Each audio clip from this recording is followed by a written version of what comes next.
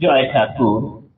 শ্রী শ্রী রামকৃষ্ণ পুঁথি তৃতীয় খণ্ডের অন্তর্গত স্বদেশে মহাসংকীর্তন এই অংশ থেকে আমাদের পাঠ চলছে। আজ আমরা এই অংশের তৃতীয় দিন পাঠ করছি, পর্ব 342, পৃষ্ঠা সংখ্যা 221। এর আগের দিনের পাঠে আমরা দেখেছি মেমানপুরে খুব ভালো কীর্তন গাইয়ে গোপাল গান গাইতে এসেছেন। এদিকে শিয়রের গ্রামের লোকেরা ঠাকুরকে তার কাছে নিয়ে যাবেন ভাবছেন, কিন্তু ঠাকুর বললেন আগে হৃদয় যাক, ও যদি বোঝে এসে তাহলে বললে তখন আমি যাব। হৃদয় গেলেন, সন্ধ্যেবেলায় গিয়ে যখন পৌঁছালেন দেখলেন কীর্তন শেষ হয়ে গেছে। তিনি গিয়ে গোপালের কাছে বললেন ঠাকুরের কথা। তিনি শোনা মাত্রই সব ছেড়ে দিয়ে তাড়াতাড়ি করে রওনা দিলেন ঠাকুরের কাছে আসার জন্য, এবং পৌঁছাতে অনেক রাত প্রায় হয়ে গেল। সেই সময়ে ঠাকুরের কাছে পৌঁছানো মাত্রই ঠাকুরকে তিন দিক ঘিরে তারা সঙ্গে সঙ্গে নাম সংকীর্তন শুরু করে দেন এবং সকলে মজে যান সেই নাম সংকীর্তনে। মধুর কীর্তন চলতে থাকে তখন সেখানে। এই অবধি আমরা এর আগের দিন পাঠ করেছিলাম।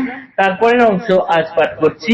বিবিধ গঠিত রূপ গৌরাঙ্গের গায়ে শ্রীগোপাল কীর্তনিয়া এই কথা গায়, যেই গোড়া চাঁদ হয় বিধির বিধাতা, তাহাতে বিধির হাত এ কেমন কথা।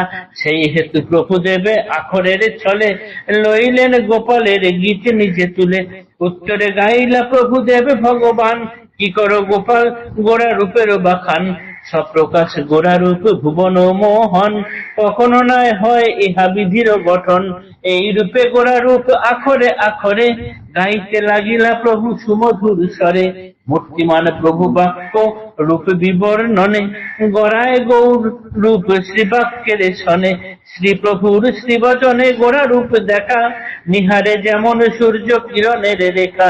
চক্ষু কর্ণ উভয়ের মিটাইয়া রণ, শত দলে একত্তরে যত লোকজন। শ্রবণ দর্শনে মুগ্ধ গোড়া রূপ খানি, শুনো রাম কৃষ্ণ কথা অমৃত রোখনি। নহে ছায় না ফুরায় রূপের বর্ণন, ক্রমে রাতি ঊর্ধ্ব গতি চলিছে কীর্তন। ভোজনের আয়োজন ঋতুর ভবনে, ক্লান্তকায় সমুদয় কীর্তনিয়া গণে। গোটা দিন মহাশ্রমে হইয়াছে গত, অন্তরে শ্রী প্রভু দেব হইয়া বিদিত। আপনি করিলা ভঙ্গ আপনার গানে, নিরানন্দ শ্রোতৃবৃন্দ গীত সমাপনে। দণ্ডবত নিপতিত শ্রীপদে গোপাল, হৃদয় জানায় ডেকে ভোজনের কাল। অদ্যাপি শিয়রে এই কীর্তনের কথা, দেখা শোনা যাহাদের মনে আছে গাথা। কি দেখেছে কি শুনেছে প্রভুর ভিতরে, সঠিক চেহারা কেহ দিতে নাহি পারে। স্মরণে অপার সুখ সমস্বরে কয়, আমরি আমরি কথা কহিবার নয়। বার্তা পেয়ে আছে ধেয়ে ভক্ত নটবর, গোস্বামী ব্রাহ্মণ শ্যাম বাজারেতে ঘর। পুথিকার এখানে বলছেন হৃদয় গোপালকে নিয়ে আসার সঙ্গে সঙ্গে যে কীর্তন শুরু হয়েছিল, সেই কীর্তনে গোপাল প্রথমে গৌড়ের বর্ণনা দিচ্ছেন এবং তাকে বিধির দ্বারা গঠিত গৌড় এবং তার এত সুন্দর বর্ণনা যে বিধিও তাকে দেখতে পারছেন না, এত সুন্দর এই রকম কথা বলছেন। তখন ঠাকুর সেই গানের মধ্যে নিজে আখর ধরলেন, আখর ধরে বলতে শুরু করলেন যে এটি হতে পারে না। এরপর তারা দুজনা মিলে কি করছেন না, গৌরের রূপ বর্ণনা করতে থাকছেন এবং আখর ধরছেন। এত সুন্দরভাবে তারা সুন্দর বর্ণনা করে নাম সংকীর্তন এগিয়ে নিয়ে চলে যাচ্ছেন যে সময় গড়িয়ে যাচ্ছে, কিন্তু কীর্তন যেন আর থামে না। শত শত মানুষ মুগ্ধ হয়ে শুনছেন, কেউ জায়গা থেকে নড়ছেন না। এরপরে অনেক বেলা হয়ে যাচ্ছে দেখে, অনেক রাত্রি হয়ে যাচ্ছে দেখে ঠাকুর নিজে নিজেই অনুভব করলেন সকলের খিদে আছে, খিদে পেয়েছে, সারা দিন অক্লান্ত পরিশ্রম।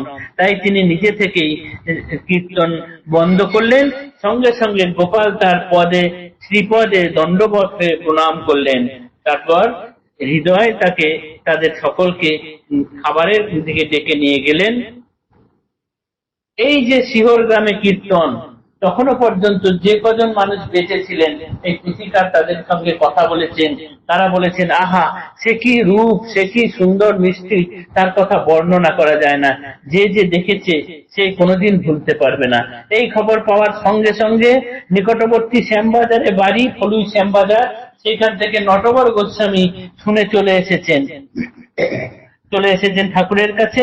বার্তা পেয়ে আসে ধেয়ে ভক্ত নটবর, গোস্বামী ব্রাহ্মণ শ্যাম বাজারেতে ঘর, লয়ে গেল প্রভু দেবে আপন ভবনে, সঙ্গে চলে সেবা পর হৃদয়ে ভাগিনে, যেমন গোস্বামী তার তেমতি ধরণী, প্রভুর সেবায় রত দিবস যামিনী, প্রভুর প্রীতি বুঝি কীর্তন শ্রবণে, সংবাদ পাঠায় দিল ধনুদের স্থানে, কাছে রাম জীবন পুরেতে তার ঘর, সকলেই জানে গায়ে কীর্তন সুন্দর, সমযোগ্য বাদ্য করে শ্রীচরণ রাই, শ্রীরাই চরণ, দুজনে কীর্তনে যদি হয় সংমিলন, মধুর কীর্তন হেন নাকুটে কথায়, শুনিয়া গাছের পাতা বিছানো তলায়, তত্ত্ব পেয়ে আইলেন ধনুজে সত্তর, সুন্দর আসন রচে ভক্ত নটবর, স্বতন্ত্র সর্বোচ্চ আসন প্রভুর কারণে, নিজ হাতে বানাইলা যথাযোগ্য স্থানে, দুই ধারে নিচে তার যে হয় আসন, উদ্দেশ্য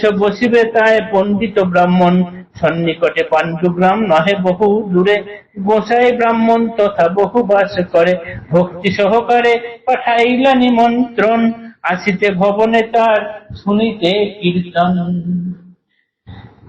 ঠাকুর এসেছেন এই কথা শুনে নিকটবর্তী গ্রাম ফলুই শ্যামবাজার, সেখান থেকে নটবর গোস্বামী চলে এসেছেন এবং তিনি সেই সঙ্গে সঙ্গেই আবার ধনু দে অর্থাৎ ধনঞ্জয় দেকেও ডেকে আনলেন। ধনঞ্জয় দেও খবর পেয়ে সঙ্গে সঙ্গে চলে এলেন, সঙ্গে এলেন বাদ্যকর শ্রী রায়চরণ, উনি যেমন সুন্দর বাজান তেমন ধনঞ্জয় দে গান, তেমন নটবর গোস্বামীও সেই রকমই তাদের যথাযোগ্য ভক্ত।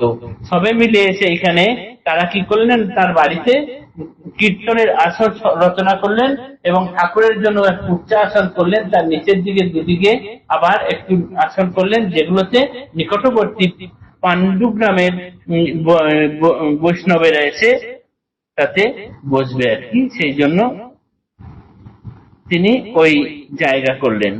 এরপর দেখবো আগামীকাল ব্রাহ্মণেরা এসে, পাণ্ডুগ্রামের ব্রাহ্মণেরা এসে কি করেন সে ঘটনা আগামীকাল আমরা পাঠ করব। জয় ঠাকুর, নমস্কার।